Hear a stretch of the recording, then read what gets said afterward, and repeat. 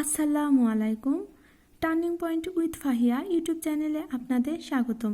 আজকে আমি পড়ার রুটিনে এমন কিছু টপিক রেখেছি যে টপিকসগুলো থেকে প্রশ্ন আসার সম্ভাবনা খুবই বেশি এবং 3 থেকে 4 নম্বরের প্রশ্ন কমন পাওয়ার সম্ভাবনা রয়েছে।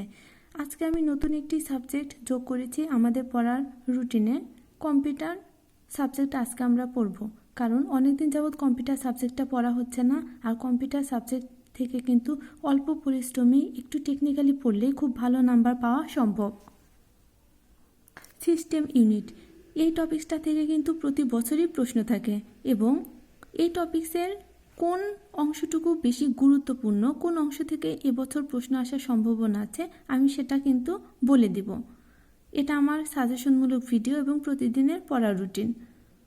আমরা ইনশাল্লাহ আগামীকাল সিস্টেম ইউনিট পড়ব। সিস্টেম ইউনিটের মধ্যে সিপিইউ, এএলইউ, সিইউ, রেজিস্টার, এই টপিকসগুলো খুব ভালোভাবে পড়বেন এবং এই টপিকসগুলোর মধ্যে রেজিস্টার অংশটা অতিরিক্ত গুরুত্ব দিয়ে পড়বেন।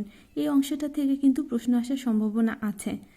আমরা মাইক্রোপ্রসেসর, মাদারবোর্ড, এই টপিকসগুলো পড়ব এবং ইনপুট আউটপুট আর কোনগুলো ইনপুট আউটপুট উভয় ডিভাইস, এগুলো থেকে কিন্তু প্রশ্ন আসে। যে কোনো সরকারি চাকরির পরীক্ষাতেই প্রশ্ন আসে এবং বিসিএসেও এর আগে প্রশ্ন আসতে দেখা গেছে।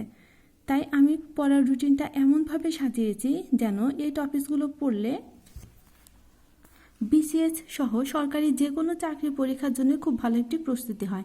যেহেতু এখন সরকারি বিভিন্ন চাকরির পরীক্ষার তারিখ প্রকাশিত হচ্ছে আর সামনে আমাদের বিসিএস পরীক্ষাও আছে। অনেকে আছেন বিসিএস সহ বাংলাদেশের সরকারি অনেক চাকরির জন্য আবেদন করেছেন। তাই এখন আমি এমনভাবে পড়ছি যেন আমার সবগুলো চাকরি পরীক্ষার জন্য খুব ভালো একটি প্রস্তুতি হয়। আর কম্পিউটার অংশটা থেকে কিন্তু প্রায়ই প্রশ্ন আসে।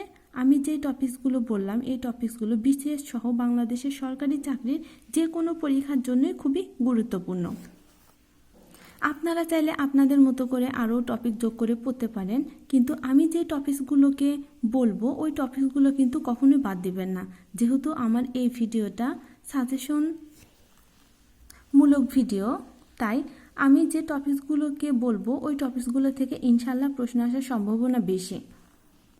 গণিতের জন্য বৃত্ত থেকে প্রতি বছরই প্রায় প্রশ্ন আসে, এবছরও প্রশ্ন আসার সম্ভাবনা আছে।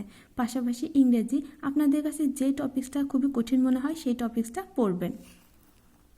আগামীতে ইনশাল্লাহ আমরা পড়ার রুটিনটা আরও বাড়াবো, তাই এখন আপনারা এটুকু পড়ার চেষ্টা করুন। ইংরেজিতে যে টপিকসটা আপনাদের সমস্যা আছে ওই টপিকসটা পড়ে শেষ করে ফেলুন, কারণ আগামীতে যখন বেশি পড়া দেব তখন হয়তোবা আপনাদের যেই টপিকসটায় বেশি সমস্যা আছে সেই টপিকসটা পড়ার সুযোগ নাও পেতে পারেন। আমার ভিডিওটি দেখার জন্য ধন্যবাদ। আমার ভিডিওটি ভালো লাগলে আমার ভিডিওতে লাইক দিয়ে প্লিজ চ্যানেলটা সাবস্ক্রাইব করবেন এবং আমার ভিডিওটি আপনার ফ্রেন্ডসদের সাথে শেয়ার করবেন যেন তারাও উপকৃত হতে পারে। আল্লাহ হাফেজ।